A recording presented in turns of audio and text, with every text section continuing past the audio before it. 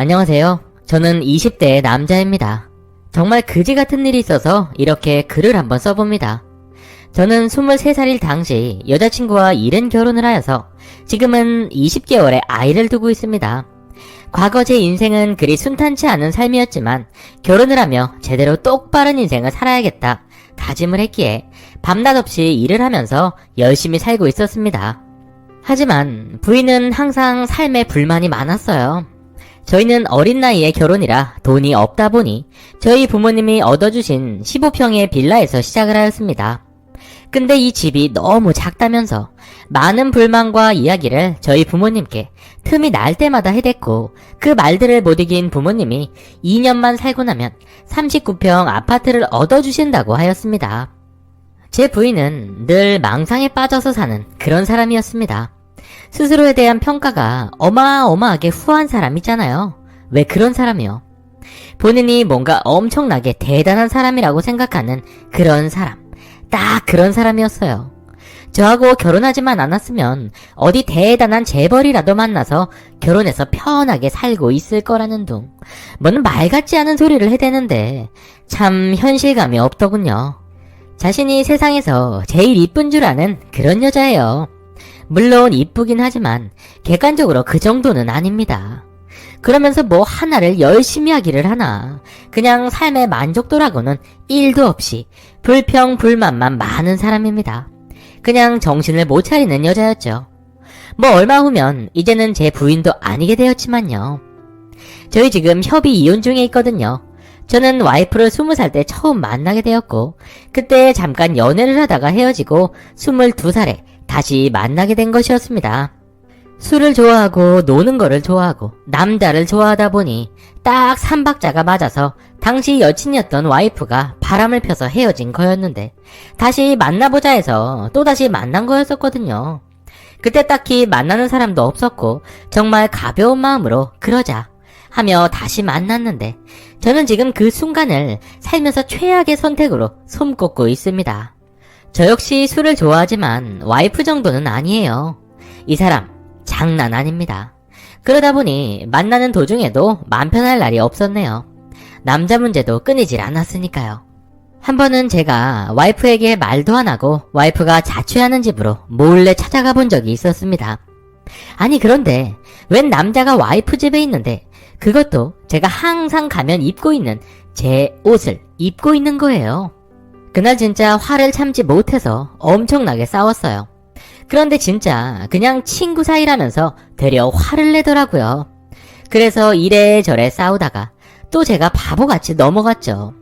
화는 나지만 와이프를 사랑하기에 참은 거죠. 그때는 그게 사랑인 줄 알았어요. 나중에는 그보다 더한 일도 생기는데 큰 돈을 좀 벌어보겠다고 저한테는 어떠한 의사도 묻지 않고 어느 날 보니 술집 일을 하고 있더라고요. 기가 막혔습니다. 하지만 그때도 참았습니다. 그게 사랑인 줄 알았으니까요. 무조건 감싸고 안아주면 조금은 바뀌겠지 했습니다. 내가 사람 하나 갱생시키겠다는 일념 하나로 참고 또 참고 결혼해서 애 생기고 나면 책임감도 생기고 달라지겠지 하는 마음에 결국 결혼까지 하게 되었습니다. 결혼 초에는 뭐 나쁠 거 없었어요. 남들만큼 행복한 것 같았고 남들만큼 즐겁게 사는 것 같았거든요. 그러다가 아이도 생기고 아이 낳고 제가 바라던 그 삶을 그대로 사는 것만 같았습니다.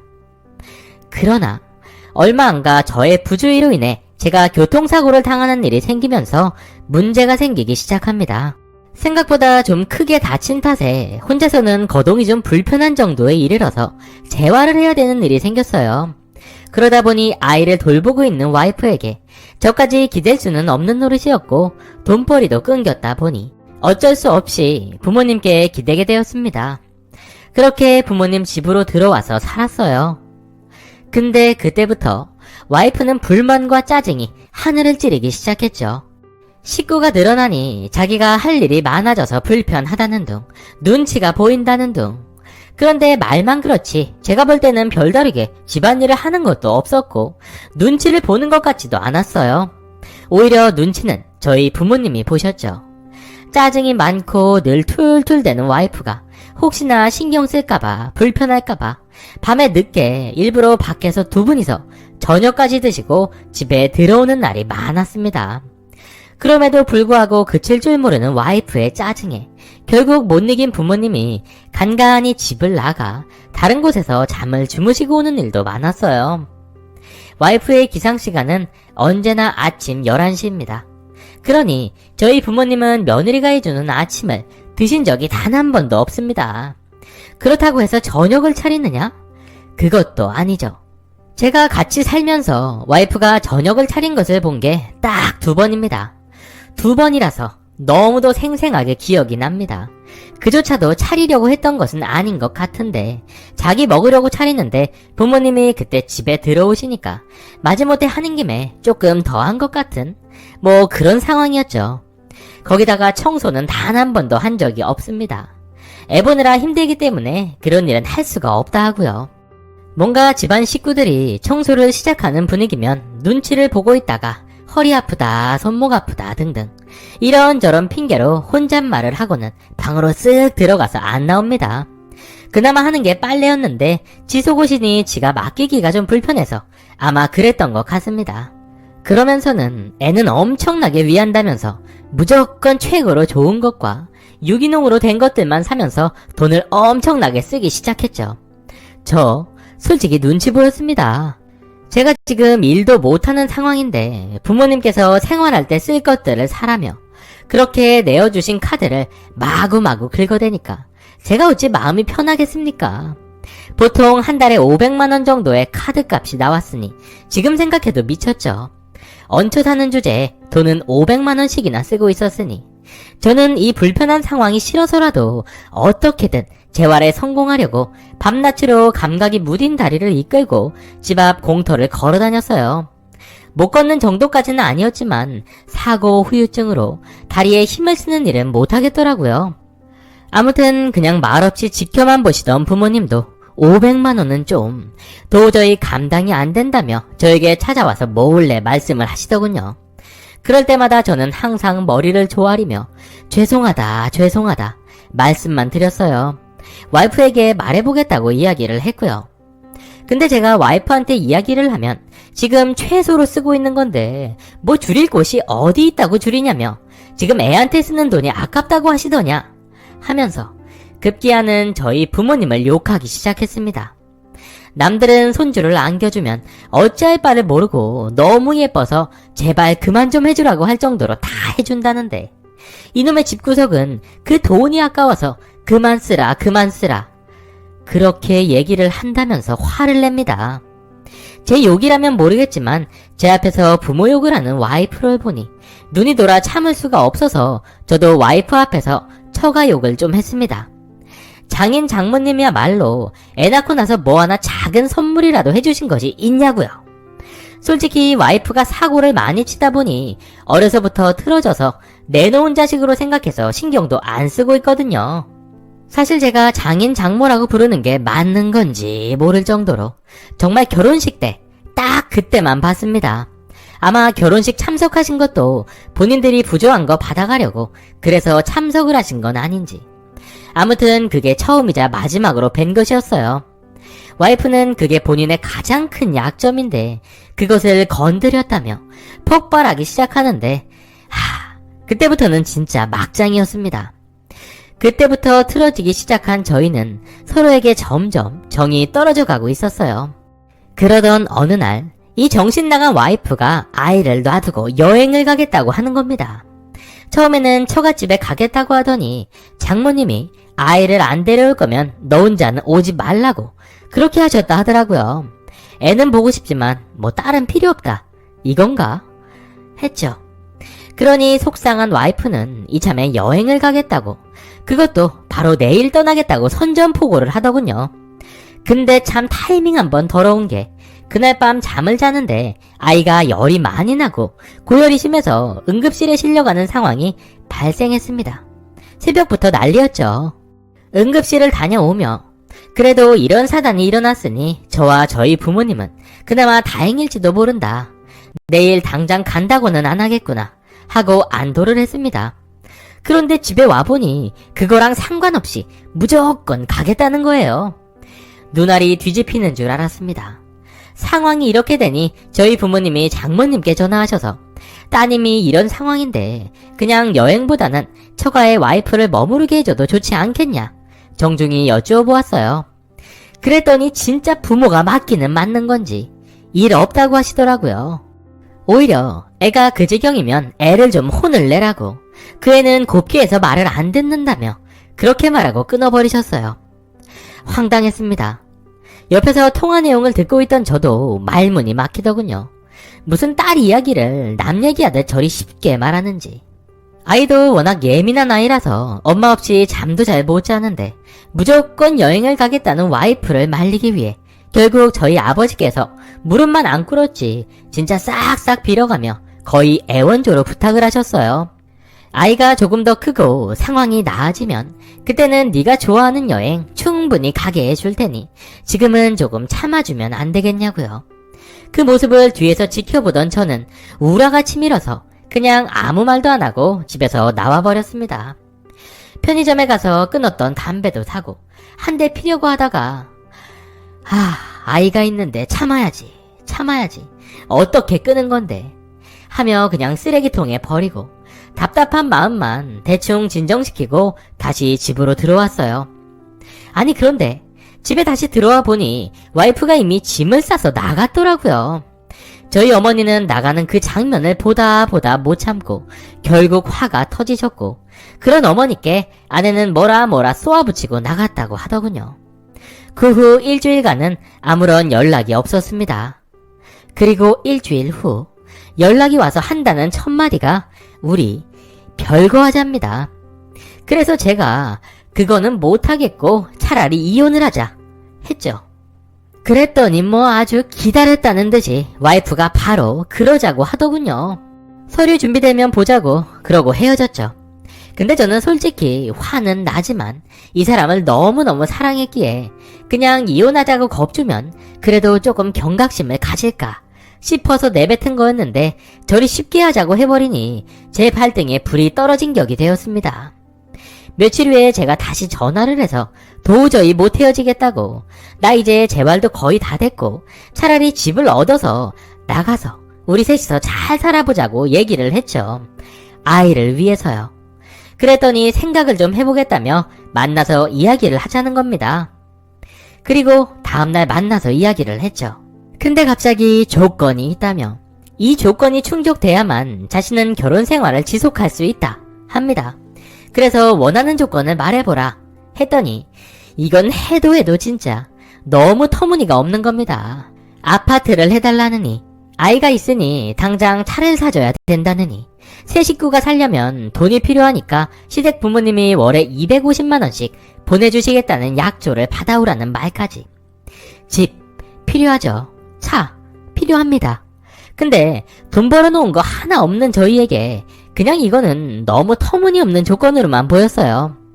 어느 정도가 돼야 말을 해서 조율도 하고 하는 거지, 이거는 말문이 막히더군요. 그래도 어떻게든 잡으려고 만난 거니까 저는 저대로 일단 가능한 것을 묻기 위해 부모님께 전화를 드렸어요. 정말 욕을 된통 먹을 각오로 전화를 한 것인데 어머니께서 아파트는 하나 월세로 해줄 것이고 차까지는 해줄 상황이 안 된다고 하셨어요. 그리고 월에 100만원씩은 보내줄 테니까 그 이상 필요한 것은 너희들이 벌어서 생활을 해보라고 하십니다. 저는 진짜 이것만 해도 감지 덕지 너무도 감사했고 만족스러웠습니다. 심지어는 아파트를 얻어주시면서 집세니 보증금이니 거기다 아이와 저희 가족 보험료까지 다 부담해주신다고 하더군요. 그래도 이만큼이라도 해주시겠다는 부모님께 감사하며 그대로 와이프에게 이야기를 했더니 거기서 또 미친 소리를 합니다. 지금 당신 엄마가 한 말들, 그 말들은 우리 보고 나가서 죽으라는 말밖에 안 된다며 그냥 거지꼴로 살으라는 거지 하는 겁니다. 그 조건에는 다시 합쳐서 살 수가 없다고요. 제가 웬만하면 잘해보려고 그렇게 나간 거라 참으려고 했는데 진짜 너무 화가 나서 저도 모르는 새에 의자까지 같이 쓰러질 정도로 강하게 와이프의 뺨을 후렸습니다. 그럼에도 쓰러져서 기 하나 안 죽고 쳤어? 쳤냐고. 난동을 피우는 와이프를 두고 저는 혼자 집으로 돌아왔습니다. 그렇게 집을 나간 지 2주째. 결국 돈 이야기로만 끝없이 싸우다가 합의점을 못 찾고 그리 바라면 나도 어쩔 수가 없다. 그냥 이혼하자 했습니다. 와이프도 알았다며 법원에서 보자고 하더군요. 며칠 후에 법원에 가서 서류를 정리했습니다. 조정기간이 3개월 나오더군요. 3개월. 솔직히 저희 상황 뻔히 다 알고 있는데 3개월도 필요 없이 당장 하고 싶었지만 뭐 해야 한다고 하니까 그냥 시간 죽이기에 들어갔습니다. 와이프는 집 나간 지 3개월이 다가오도록 그렇게 끔찍하게 아낀다고 말하던 딸 얼굴을 한 번도 보러 온 적이 없었어요. 저도 정신이 나갔던 게 그 조정기간이라는 것이 참 많은 생각을 주더군요. 지금이라도 다시 그 사람을 고쳐볼 수 있지 않을까. 내가 조금 더 양보했다면 좋은 방향으로 이끌어낼 수 있지 않았을까. 그래서 우리 다시 한번 생각이라도 해보자. 우리 딸을 위해서라도. 우리가 이러면 안 된다. 하며 매달리기도 해봤지만 소용없었습니다. 그런데 엊그제 친구에게 전화가 왔습니다. 제 와이프가 어떤 남자와 팔짱을 끼고 영화관에 있는 걸 봤다는 그런 얘기를 하더군요. 그 소리를 듣는 순간 바로 촉이 왔습니다. 이 여자 또 하고요. 그래도 우리 아직 이혼도 아니고 조정 기간인데 설마 그럴까 싶었지만 확인은 해봐야겠다 생각해서 와이프 카드 내역을 조회해봤습니다. 아니 근데 진짜 어이가 없는 게 와이프의 내역을 조회하다가 와이프가 집 나갈 때 딸아이 통장과 카드를 가지고 나갔다는 걸 알게 되었어요. 딸아이 앞으로 돈을 모아주신다고 저희 부모님께서 현금 카드 만들어서 얼마씩 모아두고 계셨던 통장이 있었는데 그거를 가져갔네요. 근데 사용처는 더 대박. 그 돈으로 매일 술 마시고 모텔을 심심치 않게 들락날락 하고 있었더군요. 3달간 유흥비로 쓴 돈만 500만 원이었어요. 이거는 도저히 참을 수가 없었습니다. 이런 와이프를 두고 저는 딸을 위해 다시 합치자는 개소리를 하고 있었으니 저를 보고 얼마나 조롱을 하며 비웃었을까요?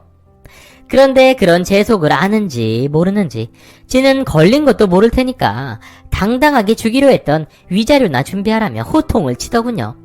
그래서 저는 마지막 카드 내역이 찍힌 모텔에 가서 CCTV를 확인했습니다. 와이프가 주차장에서 내려 다른 남자와 모텔에 들어가는 모습이 찍힌 그 영상을 확보했죠. 저는 와이프에게 전화를 걸어서 이야기를 했습니다. 우리는 지금 조정기간이다. 아직 이혼이 된 사이가 아니다. 혹시나 네가 지금 벌써 다른 남자를 만나고 있다면 나는 위자료를 줄 수가 없다. 이야기를 했더니 태연하게 무슨 헛소리냐며 큰 소리를 치더군요. 그래서 저는 너 그 말에 책임을 져야 할 거다 하고 끊었습니다. 그리고 며칠간 내역들을 살펴보며 증거를 더 모아보려고 했으나 그 후로는 모텔을 안 가더군요. 아마 제가 한 전화 때문이었겠죠. 저는 와이프 친구들에게 따로 연락을 해서 와이프가 현재 살고 있는 집을 알아냈습니다. 반지하 원룸이었어요. 저희 부모님한테는 그래도 아파트 살면서 집이 좁네 마네 헛소리를 하더니 지는 나가서 고작 사는 게 반지하 원룸이더라고요. 아무튼 그 집을 찾아갔습니다. 아니나 다를까 방 안에서 웬 남녀가 히히덕대는 소리가 들리더라고요. 마침 반지하다 보니 건물 옆으로 쓱 들어가 보니 창문 틈으로 다 보이더군요. 아주 좋아서 신나서 행복해하는 두 남녀의 모습이요. 근데 그 둘도 마침 밖으로 나오려던 참인 것 같더군요. 그래서 그 둘이 나오기를 기다렸어요. 그리고 나오자마자 팔짱을 끼고 뽀뽀를 하고 아주 난리를 치는데 차라리 잘 됐다는 생각이 들었습니다. 위자료 안 주면 땡이니까. 그래서 제가 그 둘이 애정행각을 하려는 찰나에 와이프 앞에 딱 나섰더니 화들짝 놀란 와이프가 갑자기 도망을 갑니다. 무슨 죄를 지은 범인처럼요. 와이프가 살고 있던 이곳은 언덕이 많은 반지하가 많은 지형이었는데 급하게 도망치던 와이프가 굽이 있는 신발이었다 보니까 넘어지며 교통사고를 당하는 일이 생겼습니다. 다행히 목숨에는 지장이 없었지만 오른쪽 무릎부터 발목까지 강하게 압박당하면서 골절이 되었고 안면 피부가 많이 상했어요. 그런데 그렇게 일을 겪고 나니 와이프가 많이 쇠약해졌습니다. 자기 딴에는 사랑했다고 생각했던 사람이 그 일 이후 보란듯이 연락을 끊었고 와이프는 외톨이가 되었습니다. 처음에는 내 탓이라며 네가 찾아오는 바람에 이런 일이 생겼다며 저를 원망했지만 나중에는 우리 다시 잘 살아보자 하더군요. 얼굴에는 흉이 영원히 남을 수도 있다고 했고 발목 또한 영구적으로 후유증이 남을 수도 있다고 합니다. 그녀는 울면서 제게 빌었어요. 다시 자기 자리를 달라고요. 자기는 친부모한테도 버려져서 이제 몸까지 이렇게 되니 갈 곳이 없다고 합니다. 애원을 하며 눈물, 콧물을 다 흘리며 빌고 또 빕니다. 그렇군요. 그래요. 그 예쁘던 잘나신 얼굴이 상하고 다리가 다쳐 걷는 것도 불편해지니까 그러니까 그제서야 저한테 비는군요. 하지만 저 역시도 좋은 사람은 못 되나 봅니다. 와이프의 마음을 돌리고자 그렇게 노력하고 빌었던 저지만 상황이 역전되어 와이프가 이런 모습으로 저에게 이제서야 돌아오겠다고 하니 얄밉고 오히려 차버리고 싶더라고요. 그녀가 절망하는 모습을 너무도 보고 싶었어요. 기세고 자존심이 강하고 세상에 내가 제일 잘 나가 하던 그녀가 무너지는 모습을 보고 싶었습니다. 결국 저는 그녀를 거절했습니다. 딸아이의 엄마를 결국 마지막에는 내 손으로 지웠네요. 아빠밖에 없는 가정에서 자라며 엄마를 많이 그리워할 딸을 생각하면 슬프기는 하지만 착하지 못한 아빠라서 미안할 따름입니다. 딸을 위해서 더 열심히 살아야겠어요. 어디다가 말할 것도 없고 한풀이 할 것도 없어서 한번 주저리 말만 많았네요. 안 좋은 결말이지만 그래도 한풀이를 끝까지 들어주신 여러분들 감사합니다.